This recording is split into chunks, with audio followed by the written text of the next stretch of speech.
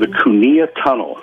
That is right next to Schofield. And if you're heading down the road from Schofield towards the ocean, you run right into the Cunha Tunnel, and it's underground. It's a gigantic place buried in the mountain. And what happens there? The Cunha Tunnel is basically everything anybody ever says on a phone, on a computer. Those guys are down there, and they're listening to everything. And there's one spot in there that this lieutenant was telling us about that he worked in, and it was called Otherworldly Communications. And I'm like, what? He's like, there's only 8 of us. No one enlisted, just officers. We're all linguists, and we just listen all day to otherworldly communications. Come on now. If we're talking about aliens, who can communicate with an alien? And he said that we have been doing this for a very long time, that we're already traveling in space. And I remember seeing them coming down. They were wearing like black uniforms. Only thing on their sleeve was a blue circle with a red pointer coming up the top on the left arm. We were told they were space program guys. This is 2007. A space program? What the hell is a space program? They're already in space and on the moon. And there is a dialect, and we do have linguists that understand the dialect. So then, 2 weeks later, a couple of guys I knew that worked in the Cunha Tunnel, I pulled aside and I said, listen, man, that lieutenant said there's a place called Otherworldly Communications. And they said, there is, man. We can't even go in the hallway over there. And then you find out why we're in Iraq, because there's some artifacts that we have to get out of Iraq. We went to Iraq because we wanted to plunder some kind of artifacts they were looking for. He confirmed this. That were extraterrestrial from the ancient beginnings of ETs being here. Did anybody say that to you? Yeah, they said that there were some artifacts from, God, who knows how long ago, that were extremely important, and they were from other civilizations that came to Earth and started the whole program. And one of the officers said that this is our 4th civilization on Earth that has been this far or even further along than we are. Let's just hope we make it. What does that mean? Hope we make it? Is someone going to take us all out? And he indicated with his eyes that, yeah, we could be taken out if we do it wrong. Did you say, what could we do wrong? No, I did not. I wish I would have asked more questions. You know, when you're talking to an officer, you tiptoe with it because you don't know. You might offend them, and then now I'm going to get a pay cut, you know. And everything seemed to be very, touchy. The people were talking, and I think what it is, when you're in the military, you're more apt to talk to each other about things because you know everybody's under, to keep a secret. So it just seemed, I'm going to get killed because I'm learning this stuff, So then after all this is going on, I'm home with my kids. This is in November now. I'm home, and I live just 2 blocks from the ocean in Eva Beach. So James Campbell Highway runs out at my house. I'm in a gated subdivision. You have to have a comm to get in. There's only my family and this old couple right next to James Campbell High School. I'm still talking about Hawaii. So it's like 4:30 in the afternoon. I'm outside washing my motorcycle down. The kids are playing. And I look up because I heard something. It got real quiet. And I look up. And there's a craft sitting above the neighborhood just next to mine. And I froze. And my kids looked up. Dad, what is that? I don't know what that is.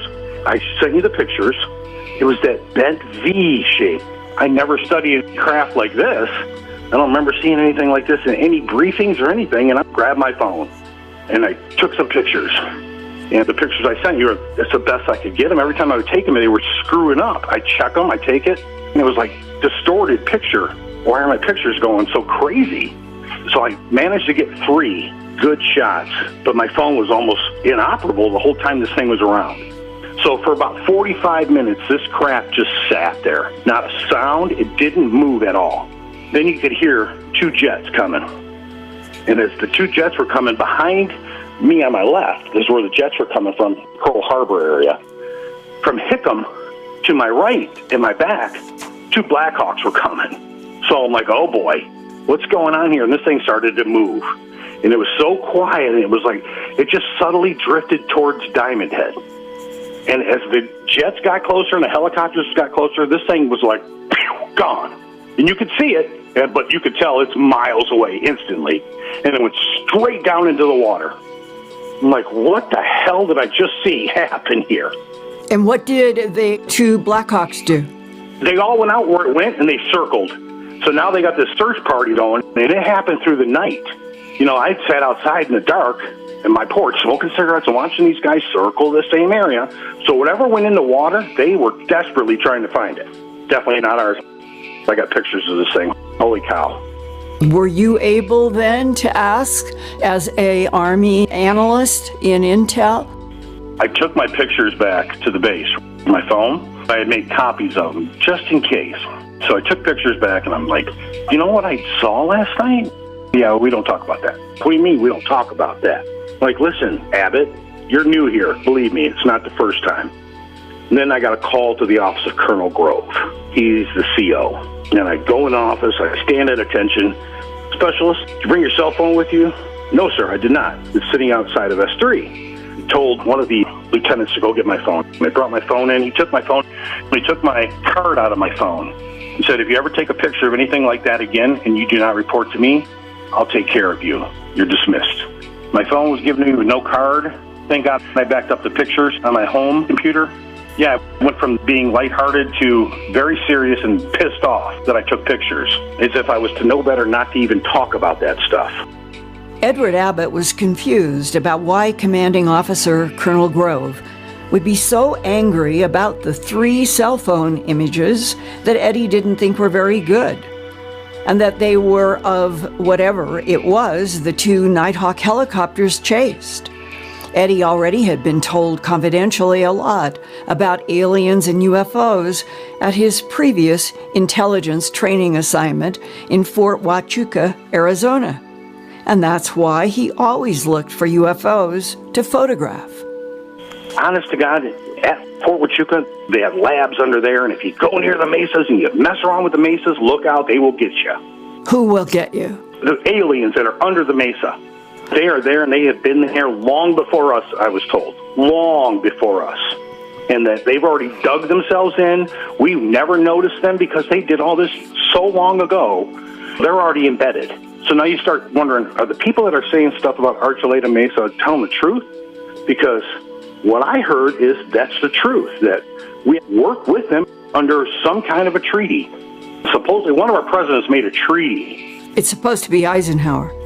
Was it? Okay, they never said it. They said one of our presidents, and that they agreed to give people to them to do their experiments in exchange for technology.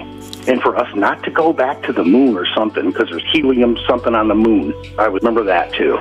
And probably animal mutilations were part of that treaty as well. They were allowed. Yeah, I know that they're supposedly mixing with our seeds, and they have to have a place to house that embryo. So I know that that's what they're doing. They're housing the embryo. At a certain point, they remove it from the cattle. That's one thing that everybody talked about, stuff like that. People that know what's going on, older people that have been in the military 20, 30 years, will actually talk about that, and they'll laugh. And they'll say, everybody thinks it's us in our black helicopters, and it's not us. They're just growing babies. Like, wow, that's sickening. Major Hollowell, I think his name was, he's the one that confirmed that that's what they do. And he used to say, yeah, they always think that it's something to do with our government. They think the black helicopters got something it's not. They're growing babies, and that's the safest way to grow babies, sight unseen, so that they can have their hybrid babies come out of these cattle. And did anybody say to you, there is X% of alien Homo sapien sapien hybrids on planet Earth? They never said a percentage, but they said that they're walking among us all the time, and we walk right past them. And that's how close they look to us, that they will fool anyone.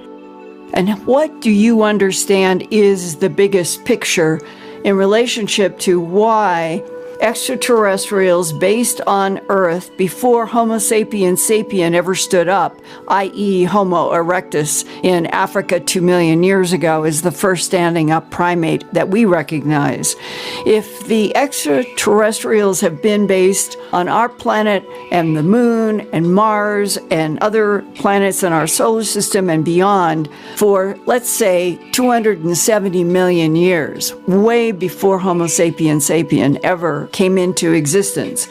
Why would our human governments make treaties that would give technology in exchange for extraterrestrials to take humans from the surface?